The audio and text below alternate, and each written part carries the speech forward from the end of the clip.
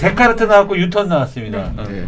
지금 이제 안 그래도 희재 쌤이 얘기를 해주셨는데 가우스, 아르키메데우스 그리고 이제 뉴턴 이렇게 얘기를 했는데 이 셋과 같이 수학 역사상 좀 최고의 천재다라고 같이 평가를 받는 수학자가 있어요.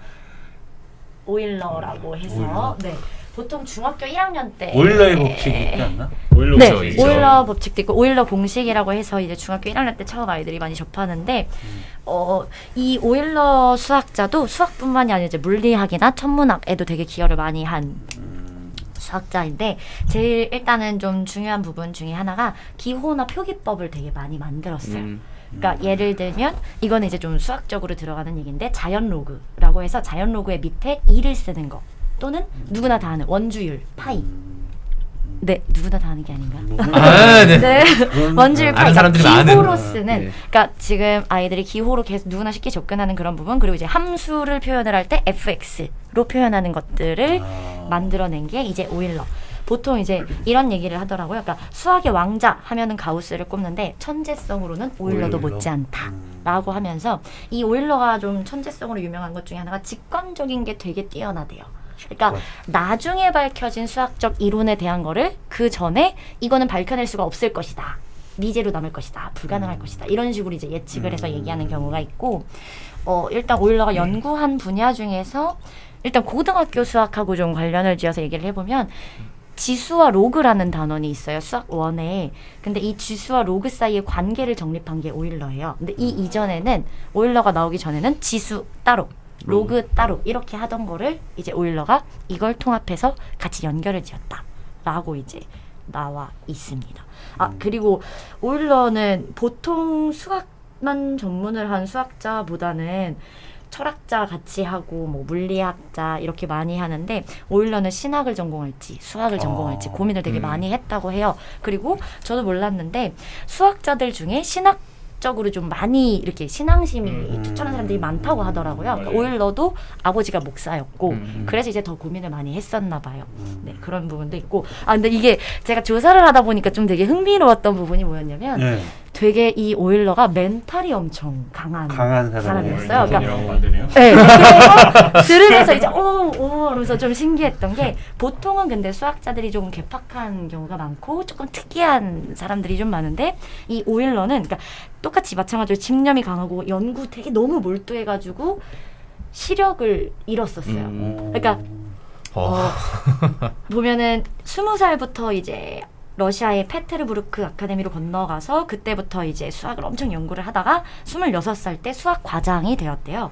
그리고 이제 연구를 너무 열심히 하다 보니까 1735년, 그러니까 28살, 되게 젊은 나이인데 오른쪽 눈의 시력을 잃었고 그럼 이제 한쪽 눈으로만 수학 연구를 계속 이어나간 거죠. 그래서 그렇게 계속 하다가 하루에 20시간 이상을 연구를 했대요. 그러니까 잠자는 시간 뭐 이런 것 빼고는 계속 연구를 한 건데 미까지 나오셨던 것 같죠. 네. 저로서는 약간 거의 이해가 잘 안 되는 부분이긴 한데 근데 그렇게 혹사를 시키다 보니까 오른쪽 시력 잃고 난 다음에 한쪽 눈으로만 혹사를 시키니까 당연히 왼쪽 눈도 하향평 가나가 되죠. 네. 그래서 이제 오른쪽 눈 잃고 계속 그렇게 생활을 하다가 백내장으로 인해서 다른 한쪽 눈까지 못 보게 된 게 1766년. 그리고 세상을 떠날 때까지 17년 정도를 맹인으로 살았는데 이게 되게 대단한 게 뭐냐면 맹인으로 지내는 동안에 낸 연구가 훨씬 더 많아요. 그러니까 시력을 잃고 난 다음에 그 이후에 낸 대단하다. 논문이 많고 거기다가 눈이 안 보이는데 계산을 어떻게 했나 싶었는데 거의 대부분의 계산을 암산으로 했다고 합니다. 그럼 오일러 회로에 대한 것도 읽고 난 다음에 거기까지는 아마도 근데 거의 대부분의 업적이 그때 나왔다고 하니까 그리고 이게 오일러 그 시각장애인 된 후에 그 다음에 이제 오일러가 영국 해군이 낸 문제 중에 뭐 태양, 달, 지구 위치를 어떻게 계산하느냐 이런 부분에 대한 문제를 이제 냈었는데 오일러가 이제 그때 위치를 정확하게 계산하는 건 불가하지만 근사값을 계속 계산을 추정할 수는 있다라고 하면서 이게 상금이 걸린 문제였대요. 근데 그렇게 해서 인정을 받아서 상금을 받아냈다라고 합니다. 하나 꼬도 돈을 보내요. 그러니까 이제 뭐가 다른 사람은 확실히 뭐가 달라도 그게 다르다고. 근데 이분이 되게 멘탈이 좀 강했다라고 더 확 와닿았던 게 뭐였냐면 이제 오른쪽 눈 잃고 연구를 하다가 또 그다음에 이제 나머지 시력까지 잃어서 지냈잖아요. 근데 그때 오일러가 한 말이 이게 한쪽 눈으로만 보면 오히려 헷갈렸었는데 눈이 다 안 보이니까 헷갈릴 일도 없고 계산 잘 돼서 좋더라. 이런 얘기를 했다고 해요. 그걸 보면서 야 멘탈이 정말 대단하구나. 아니 나 무슨 생각이냐면 우리 애들 중에 그 학원에 그 결석 사유 있잖아요. 네. 어디가 아파요? 어디서 오늘 뭐가 좀 안 좋아요? 네. 꺼내지도 마. 오일러가 있는. 아! 그래서 그 얘기를 보면서 이제 조금 많이 야 진짜 이 사람 대단하다. 대단한 것 같아요. 결국에 연구를 하던 중에 이제 뇌출혈로 결국에 쓰러져서 세상을 떠났는데 이제 뇌출혈 쓰러지고 몇 시간 후에 세상을 떠나기 전에 석판에다가 나는 죽는다라고 글을 남겼대요. 그러니까 되게 좀 조사를 하다 보니까 정말 내가 생각했던 것 이상으로 참 대단하신 분이다라는 생각을 했었어요. 우리 지금 하고 있는 얘기 이 얘기 우리 그저 뭐야 그 방송에 무슨 그 역사방 뭐 이런 거 하는 거 하거든요. 요 교수들 나오고 네. 비슷한 것 같아. 우리 막 그런 것처럼 얘기하는 거 너무 재밌어요. 이거 수학자 이야기 제목도 정했어요. 이거 이번 주에 바로 다음 주에 바로 올라갈 거예요. 진짜. 재미있는 수학자 이야기. 네. 너무 재밌어. 우리 전혜원 선생님 뭐 또 하실 또 있어요? 네.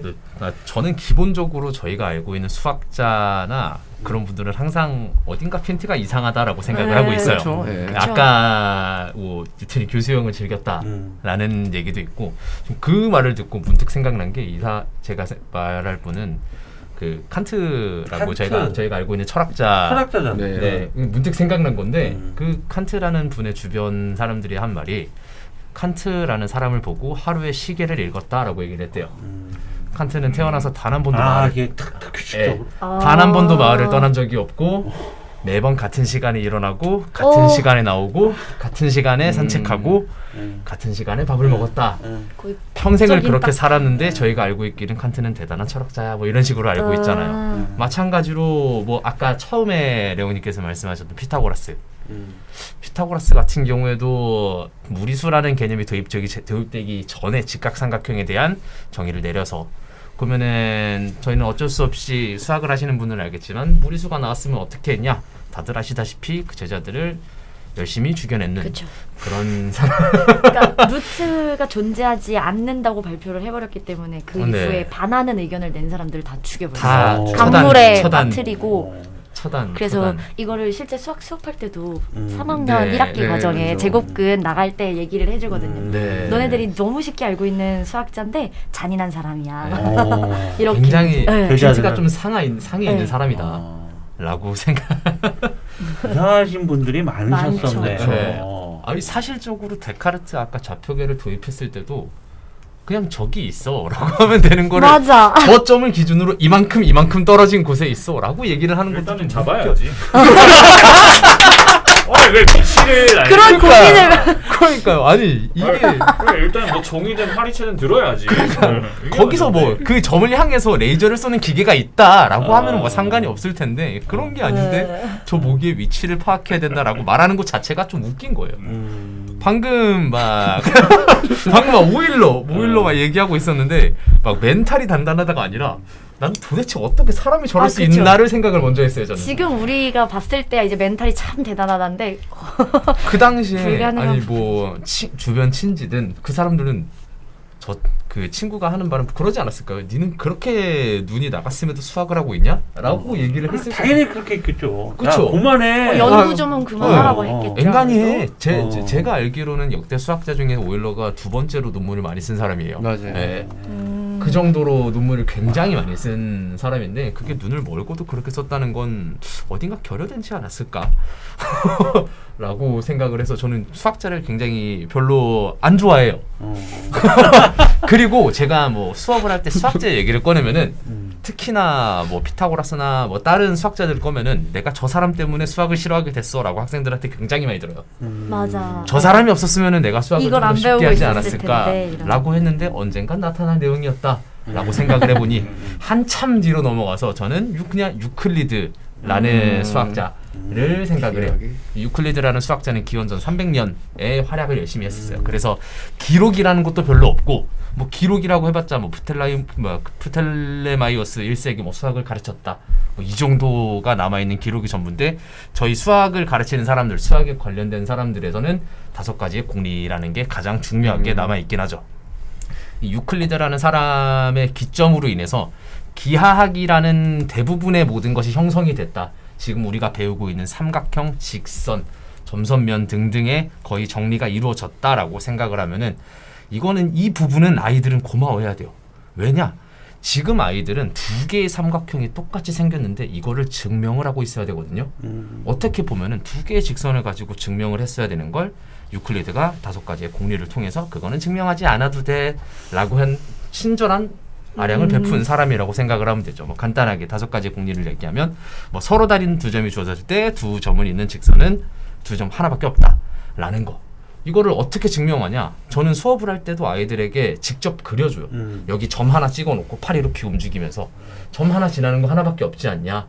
이거를 열심히 증명을 하고 알려주는데 그거를 안 순간부터 이거는 너무나 당연하게 적용되는 거야 라는 식의 저희가 기하학에서 배울 수 있는 기본적인 개념들을 정리를 했기 때문에 그나마 아이들이 유클리드는 괜찮은 사람이야 라면서 접근을 할 수 있지 않을까 라는 생각 때문에 살짝 알려봤는데 너무 예전의 사람이라 그렇게 큰 내용은 없기는 해요. 결국에 뭐 도움이 됐던 거는 좀 아리스토텔레스의 연역적 논리 체계 이런 부분에 도움이 됐고 뭐 수학적 증명법, 형식적 이론 뭐 이런 것들에 도움이 되었다라는 얘기가 조금씩만 나왔을 뿐 결국에는 기하학의 기반을 다진 사람이다 라는 내용이 전부인 그런 전설적인 수학자라고 생각을 합니다.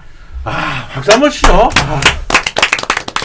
너무 재밌습니다. 진짜. 그리고 우리 선생님들 정말 대단하신 것 같아요. 정말 이런 지식들을 다 배경적으로 가지고 계시면서 아이들에 대한 어떤 수학적인 부분들을 실력을 향상시켜주는 그런 선생님들이십니다. 정말 대단하신 선생님입니다. 자, 우리 청취자의 그 80%가 학부모님들이거든요. 물론 학부모님, 저도 지금 학부모입니다. 고등학교 2학년 딸을 둔 학부모인데 너무 저도 이 얘기를 제 딸에게 전송하고 싶은, 나중에 이제 그 유튜브에 올라가면 URL로 해서 전송해 줄 거예요. 꼭 한번 들어보라고. 너무너무 재밌습니다. 그래서 청취자 우리 학부모님들 듣고 재밌으시면 꼭 좋아요. 그 다음에 우리 자녀분들에게도 꼭 진짜 한번 추천드립니다. 너무너무 유익한 내용이고 재밌고, 수학을 포기하려고 했었는데 이 내용을 듣고 다시 수학에 관심이 생기고 수학을 포기하지 않고 끝까지 해 나간다라는 그런, 나중에 시간을 넣어서 그런 댓글이 좀 달렸으면 좋겠습니다. 너무 많은 시간, 오랜 시간 또 이렇게 준비해 주셨는데 너무너무 감사드리고요. 단 한 학생의 아이들에도 우리는 소외되는 아이가 없어야 됩니다. 그래서 많은 그런 따뜻한 마음으로 선생님들이 꼭 좋은 아이들을 정말로 좋은 아이들로 성장시켜 주셨으면 좋겠습니다. 정말 듬직하고 믿음직스럽습니다. 오늘 방송 여기까지 진행하겠습니다. 수고하셨습니다. 수고하셨습니다. 수고하셨습니다.